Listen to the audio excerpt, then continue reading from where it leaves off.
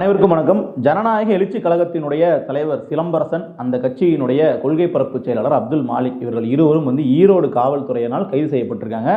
இந்த கைதுக்கு பின்னணியில் பல சம்பவங்கள் நடந்திருக்கு. சீமான் உட்பட பார்த்தீங்கன்னா இந்த பிரச்சனை குறித்து ஒரு பெரிய அறிக்கையை வெளியிட்டிருக்காரு.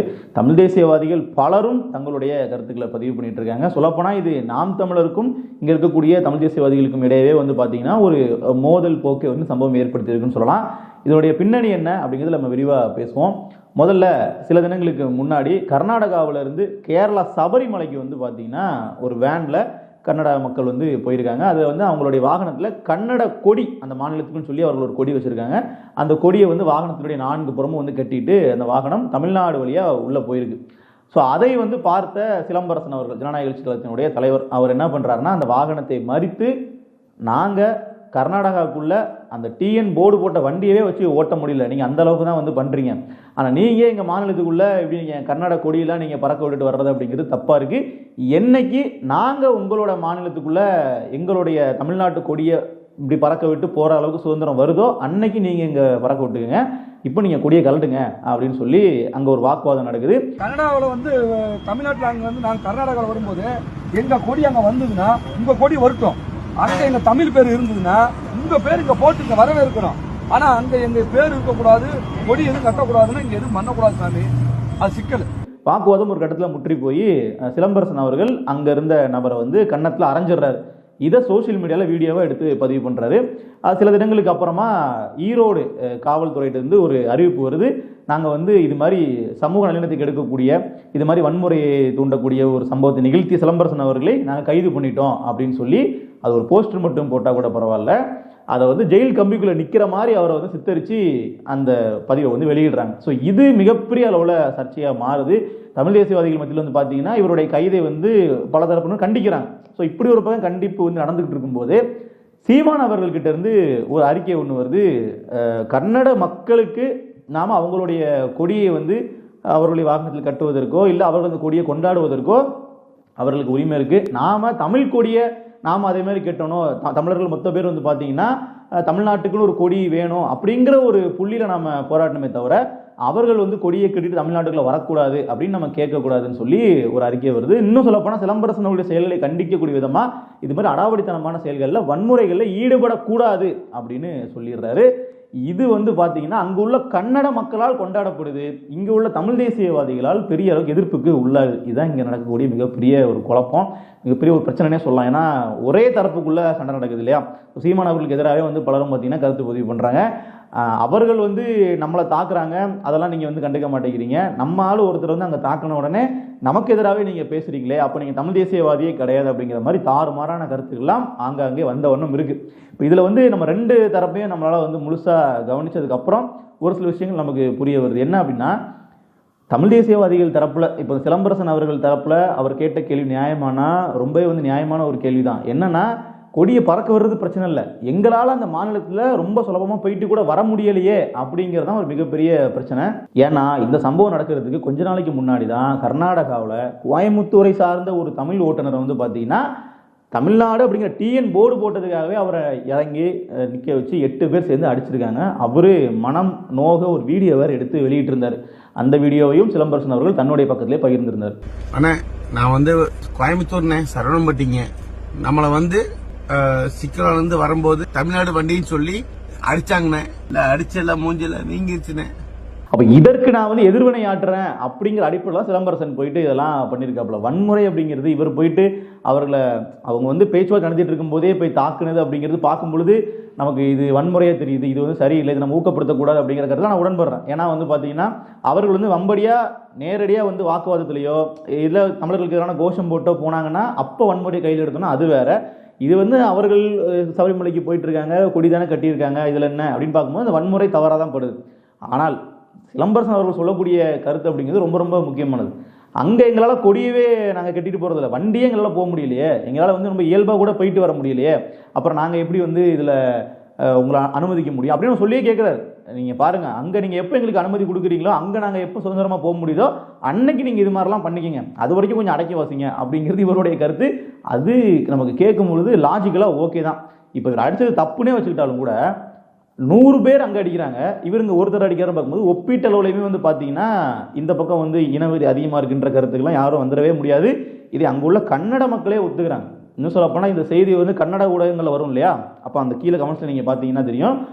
போன வாரம் நம்ம ஆளுகளும் 8 பேர் சேர்ந்து அங்கே இருக்க கூட தமிழ் ஓட்டுநர் அடிச்சாங்க. நம்ம இப்படி பண்ண அவங்களும் இப்படி பண்ண தான் செய்வாங்க, அதனால் நாம முதல்ல கொஞ்சம் ஒழுங்காக இருக்கணும், இது மாதிரிலாம் வந்து சண்டே விடக்கூடாதுன்னு சொல்லி அவர்கள் தரப்புலையும் சில நியாயவான்கள் கருத்து பதிவு பண்ணுறாங்க, பார்க்க முடியுது.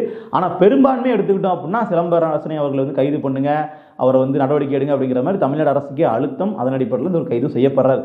இப்போதான் சீமான் அவர்கள் வந்து உள்ள வர்றாரு. இவர் வந்து ஒரு பரந்துபட்ட ஒரு கருத்தை வந்து தெரிவிக்கிறார். அதாவது முதல்ல நம்ம தமிழ் உணர்வோடு இருக்குமான்றத முதல்ல நீங்க பாருங்க. அவர்கள் வந்து கட்சி கடந்து, சாதி கடந்து, மதம் கடந்து என்ன பண்றாங்கன்னா கன்னட நாட்டு கொடியை தூக்கி பிடிக்கிறாங்க. அவர்கள் நமக்கு ஒரு இன்ஸ்பிரேஷன். நீங்க வந்து அவர்களை பார்த்து கத்துக்குங்க. அவர்கள் வந்து கோயிலுக்கு தான் போறாங்க, சபரிமலைக்கு போறாங்க, மாலை போட்டு போறாங்க. அப்போ ஏன் கன்னட கொடி அப்படிங்கிறது நம்ம ஒரு கேள்வியாக கேட்கிறோம். ஆனா அதையே சீமான் என்ன சொல்றாருன்னா, அதை நீங்க பாசிட்டிவா நினைங்க. அவர்கள் வந்து கன்னட கொடியை வந்து நம்மளுடைய அடையாளமா காட்டிக்கிட்டு போறத நமக்கு எதிரானதை நீங்க பார்க்காதீங்க. அவர்களினுடைய ஒரு ஒற்றுமையை வந்து போற்றக்கூடிய விஷயமா நம்ம வந்து பார்க்கணும். இப்போ நீங்க பாத்தீங்கன்னா கர்நாடகாவில் காங்கிரஸ் ஆட்சி நடக்கும், இல்லை இதுக்கு முன்னாடி பாஜக ஆட்சி நடக்கும்போது சரி, 2 தரப்புமே வந்து பாத்தீங்கன்னா அந்த மாநில நலன் அப்படின்னு வரக்கூடிய புள்ளியிலையோ இல்லை அந்த மாநில மக்களினுடைய விருப்பம் அப்படின்னு வரக்கூடிய புள்ளியில சமரசம் பண்ணிக்கவே மாட்டாங்க. ஒரு உதாரணத்துக்கு இந்த காவிரி நதிநீர் பங்கீடு எடுத்துக்கங்களேன். உச்சநீதிமன்றமே தீர்ப்பு கொடுத்த போதும் 2 தரப்புமே வந்து பாத்தீங்கன்னா நாங்கள் காவிரி நதிநீரை பங்கு வந்து சரியாக கொடுக்க மாட்டோம் அப்படிங்கிறது அவருடைய ஸ்டாண்ட். அது தவறு, அது தவறான ஸ்டாண்டு. ஆனால் அதில் ஒரு ஒருமித்த கருத்தில் அவர்கள் இருப்பாங்க அப்படிங்கிறத நம்ம சொல்ல வர்றோம். உதாரணத்துக்கு பிஜேபி வந்து ஆளுங்கட்சியாக இருக்கும்போது, காங்கிரஸ் எதிர்கட்சியாக இருக்கும்போது இவர்கள் வேற மாதிரி அரசியல் பண்ணலாம்ல, பண்ண மாட்டாங்க. அந்த புள்ளியில் ஒரே பக்கம் தான் இணைவாங்க. அது எப்படிப்பட்ட எந்த அளவுக்கு ஒரு அரசியல் அர்த்தம் வந்தாலும் சரி. இப்போ தமிழ்நாடு தரப்புலேருந்தே திமுக தரப்புலேருந்து கேட்பாங்க, ஏன்னா காங்கிரஸோட கூட்டணி தானே, தண்ணி கொடுங்கன்னு சொன்னாலும் நோ, முதல்ல எனக்கு என் மாநில மக்கள், அப்புறம் தான் கூட்டணி எல்லாம் அப்படின்ற மாதிரி அவர்கள் போயிடுவாங்க. அப்போ இதையெல்லாம் சீமான் அவர்கள் வந்து என்ன பண்ணுறாருன்னா எம்ப்ரேஸ் பண்ணுறாரு. இதெல்லாம் வந்து அவர் வந்து பாராட்டி தான் சொல்கிறார். அவர்கள் வந்து எந்த அளவுக்கு ஒற்றுமையாக இருக்காங்கன்னு பார்த்து நாம அதை கற்றுக்கணும். அப்போ தான் வந்து நம்மளுடைய மாநிலங்களுக்கு நம்ம வந்து உரிமை கொடுக்க முடியும், குரல் கொடுக்க முடியும். இன்னொன்று, இப்போ தமிழ்நாட்டில் நீங்கள் அதிகமாக வந்து ஒரு சாதிக்கும் ஒரு கலரில் ஒரு கொடி இருக்கும். அந்த கொடியை நம்ம கட்டிக்கிட்டு போகிற கலாச்சாரம் நம்ம அதிகமாக பார்த்துருப்போம். ஒரு சில சமூகத்தில் வந்து குரு பூஜைக்கு கட்டிட்டு போவாங்க. ஒரு சில சமூகம் வந்து பார்த்தீங்கன்னா ஏதாச்சும் ஒரு சாதி சங்க மாநாடு அப்படின்னா அதெல்லாம் கட்டிட்டு போவாங்க. நம்ம அதை பார்த்துருப்போம். எல்லா சமூகங்களும் அதை பண்ணுறாங்க. அப்போது இந்த மாதிரி என்னைக்கு வந்து தமிழர்களினுடைய கொடி, தமிழ்நாட்டினுடைய கொடி அப்படின்னு ஒன்று வந்து நம்ம வடிவமைச்சு வச்சிருக்காங்க. நீல வண்ண கொடி, வேந்தர்களினுடைய சின்னங்கள் பொறிக்கப்பட்ட கொடிலாம் இருக்கு. அதை எத்தனை நபர்கள் வந்து கெட்டிட்டு வாகனங்களில் பயணிக்கிறோம்? அதுக்கான ஒரு சாத்தியக்கூறே இல்லை. அதுக்கான ஒரு இன உணர்வே இங்கே ஒட்டுமொத்த அளவில் தமிழர்கள்ட்டே பெரிய அளவில் இல்லை. அதை வளர்த்துப்போம். நாம் அவர்களுக்கு எதிராக பண்ண வேண்டிய அவசியம் இல்லை. இன்னொரு தேசிய இனம் அவர்கள் வந்து ஒற்றுமையாக இருக்கிறத பார்த்து நாம் வந்து அவர்களை வந்து பாராட்டணும், அவர்களான கிரெடிட்ஸ் நம்ம கொடுக்கணுமே தவிர அவர்கள்ட்ட போய் நீங்கள் அப்போல்லாம் உங்கள் மாநில கொடியை கட்டிட்டு வரக்கூடாது அப்படின்னு நம்ம சண்டை போடக்கூடாதுன்றது அவர் சொல்கிறார். இந்த கருத்தை கேட்கும் பொழுது இதுவும் நமக்கு ஒரு நியாயமான கருத்து தான். காரணம் என்ன நீங்க கேட்டீங்கன்னா, இப்ப கன்னடர்கள் வந்து பாத்தீங்கன்னா அவர்களுடைய மாநில உரிமைக்காக அவர்கள் ஒற்றுமையா நிக்கிறது அப்படிங்கிறதுனால நமக்கு எந்த பிரச்சனையும் இல்லை. நம்ம சண்டை போட வேண்டிய பிரச்சனை அப்படிங்கிறது தண்ணி தரல அப்படின்னா அதுக்கு நாம் அவர்கள் எப்படி ஒற்றுமையா நின்று குரல் கொடுக்குறாங்களோ அந்த மாதிரி நாமளும் வந்து கட்சி கடந்து ஒற்றுமையா நிற்கணும். ஆனா இங்க அதுக்கான சூழல் இருக்கானா இல்லை. அதுக்கு பல காரணங்களுக்கு வச்சுக்கோங்களேன். இப்ப தமிழ் தலைமை இல்லை, தமிழர்கள் வந்து தலைமையா ஒருத்தர் இல்லை அப்படிங்கிற மாதிரியான விஷயங்கள்லாம் தொடர்ச்சி தமிழ் எல்லாருமே பேசிக்கொள்ளக்கூடிய ஒரு கருத்து தான். ஸோ இந்த மாதிரி பல விஷயங்கள் இருக்கு. இப்போ இந்த பிரச்சனையில சீமான் அவர்கள் சொன்ன இந்த கருத்து கூட கன்னட மக்களால் பெரிய கொண்டாடப்படுது. இப்படிதான் இருக்கணும், இதுதான் வந்து ஒரு ஹார்மனியை வந்து உருவாக்கக்கூடிய ஒரு வழி. சீமான் அவர்கள் சொன்ன கருத்தை வந்து நாங்கள் ஏற்றுக்கிறோம். இப்போ எங்கள் மாநிலத்தில் வந்து எங்கள் கொடியை நாங்கள் வச்சுக்கிறோம், நாங்கள் அதை கொடியை கட்டிட்டு நாங்கள் வர்றோம், நீங்களும் உங்கள் கொடியை நீங்கள் வச்சுக்கோங்க அப்படின்ற மாதிரி பல நபர்கள் சொல்கிறாங்க. ஆனால் நிஜ நிலவரம் உண்மையிலேயே வந்து ஆக்சுவல் சுச்சுவேஷன் அப்படி இருக்கான்னு கேட்டிங்கன்னா இல்லை. இப்போ தமிழ்நாட்டு கொடி மாதிரி உனக்கு கட்டிட்டு நம்ம அதை வந்து கர்நாடகா மாநிலத்துக்குள்ளே போக முடியுமானா அதுக்கான சாத்தியக்கூறு. ஏன்னா அங்கே நிறைய ஜாம்பிஸ் இருக்காங்க, நிறைய பைத்தியக்காரங்க இருக்காங்கன்னு நம்ம சொல்லலாம். ஏன்னா அவர்கள் பண்ணுற விஷயம் ரொம்ப ரொம்ப மோசமானது. தமிழ்நாட்டில் தமிழர்கள் அப்படி பண்ணலை, ஆனால் அவர்கள் அப்படி பண்ணுறாங்கன்னா கண்டிப்பாக பண்ணுறாங்க. இப்போ நம்ம நிகழ்கால எக்ஸாம்பிள் ஒன்று பார்த்தோம் இல்லையா, இது மாதிரி எக்கச்சக்கமாக பார்க்க முடியும். அங்கே நீங்கள் வந்து தமிழ்நாடு போர்டு போட்டு நீங்கள் போனீங்க அப்படின்னா அவர்கள் நம்மளை ட்ரீட் பண்ணக்கூடிய விதம் வந்து மறுபடியும் எல்லாரும் நம்ம சொல்ல வேண்டிய தேவையில்லை, ஆனால் அதிகமான நபர்கள் அங்கே இருக்காங்க. அது மாதிரி இனவெறியோட ஒரு தமிழர்களை பார்த்தா ஒரு வெறுப்புணர்வோட பார்க்கக்கூடிய ஒரு மனநிலை அவர்களுக்கு இருக்கான்னா அங்கே அதிகமான நபர்களுக்கு இருக்கு. அதை நாம் வந்து எந்த மாதிரி விஷயங்களில் கண்டிக்க வேண்டிய தேவை இருக்குன்னா, இப்போ இந்த கோயம்புத்தூரை சார்ந்த ஒரு ஓட்டுநரை வந்து அடிச்சாங்க இல்லையா, அங்கே 8 பேர் சேர்ந்து, அந்த மாதிரியான விஷயங்களில் இதை நம்ம ஒரு நேஷனல் இஷ்யூ ஆக்கியிருக்கணும். இதை வந்து பார்த்தீங்கன்னா தமிழ்நாடு அரசு கையில் எடுத்திருக்கணும். அனைத்து கட்சிகளுமே வந்து ஒரு ஒருமித்த குரல்ல அடித்த நபர்களை கைது செய்யுங்கள் அப்படிங்கிற ஒரு புள்ளியில நம்ம சேர்ந்துருக்கணும். ஸோ நம்ம தேசியங்களுக்கிடையே நட்பு அப்படிங்கிறது இருக்க வேண்டிய ஒன்று தான்.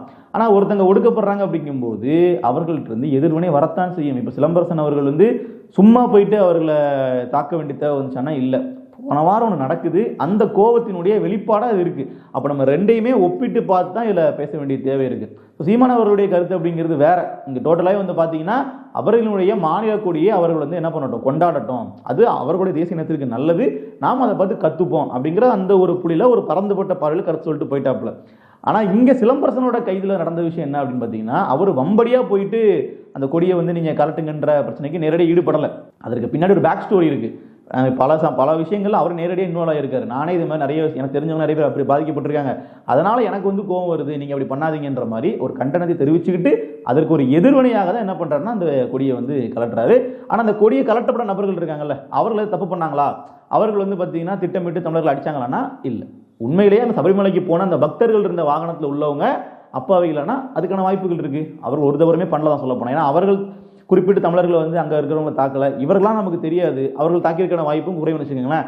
அப்போ இந்த நபர்களை நம்ம வேறொரு நபர்களை தண்டிக்கிறதுக்காக இவர்கள் அடிக்கிறது அப்படிங்கிறது தவறான அணுகுமுறை தான். காரணம் என்னன்னா, அடித்தவங்க வேற, இங்கே இவர்கிட்ட அடி வாங்கினவங்க வேற அப்படிங்கும்போது கன்னடர்னாலே அடிப்போம் அப்படிங்கிற மனநிலை வந்து நம்ம அதை ஏற்றுக்க வேண்டிய தேவையில்லை தான். இது ரொம்ப காம்ப்ளிகேட்டான விஷயமா இருக்குது சொல்லப்போனால். இவர்கள் தரப்பில் ஒரு நியாயத்தோடு தான் செயல்பட்டு இருக்காங்க.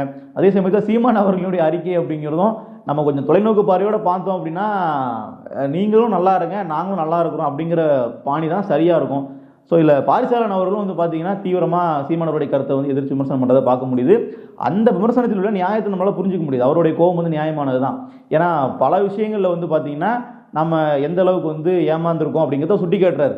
கர்நாடகாவில் வந்து தமிழர்களினுடைய வாகனங்கள் வந்து எரிக்கப்பட்டது, தமிழர்கள் வந்து தாக்கப்பட்டாங்க. அப்போ அங்கே இருக்கக்கூடிய காவல்துறை எத்தனை எஃப்ஐஆர் பதிவு பண்ணாங்க கன்னடர்கள் மேலே, தாக்கிய அந்த வன்முறையாளர்கள் மேலேன்னு பார்த்தீங்கன்னா 0 இல்லை. இப்போ போன வாரம் தாக்கின 8 பேரை கூட இதே மாதிரி இப்போ தமிழ்நாடு அரசு வந்து கைது பண்ணி ஜெயிலுக்குள்ள வைக்கிறாங்க பாருங்க. இந்த மாதிரியான ஃபோட்டோலாம் அங்கே இருந்த கன்னட அரசு பண்ணிருந்துச்சுன்னா ஓகே, அவர்கள் பண்ணலை. அப்படி பண்ணலங்கும் போது அரசாங்கம் செய்ய தவறுகிற போது மக்கள் சட்டத்தை கையில் எடுக்க முனைகிறார்கள். இது இயல்பாக நடக்கிற ஒன்று தான். இப்போ இன்னைக்கு சிலம்பரசன் பண்ணுறாரு அப்படின்னா கர்நாடக அரசு இந்த மாதிரி விஷயங்களை வந்து அவர்கள் ஊக்குவிக்கிறாங்க. இந்த மாதிரி எந்த எதிர்வினையும் அவர்கள் ஆற்றாமல் இருந்தாங்கன்னா இங்கே உள்ள தமிழர்கள் எதிர்வினை ஆற்றத்தான் செய்வார்கள். இது இயல்பாக நடக்கிற ஒன்று. ஸோ அதை வந்து இந்த 2 அரசுமே வந்து தெளிவான ஒரு புரிதலுக்கு வரணும். அவர்கள் அது மாதிரி தவறான விஷயம் பண்ணுறாங்க, தமிழர்களை தாக்குறாங்க அப்படின்னா அங்கே உள்ள கன்னட அரசு வந்து அவர்கள் மீது நடவடிக்கை எடுக்கணும். அப்போ தான் இது மாதிரியான பிரச்சனைகள் தீரும்.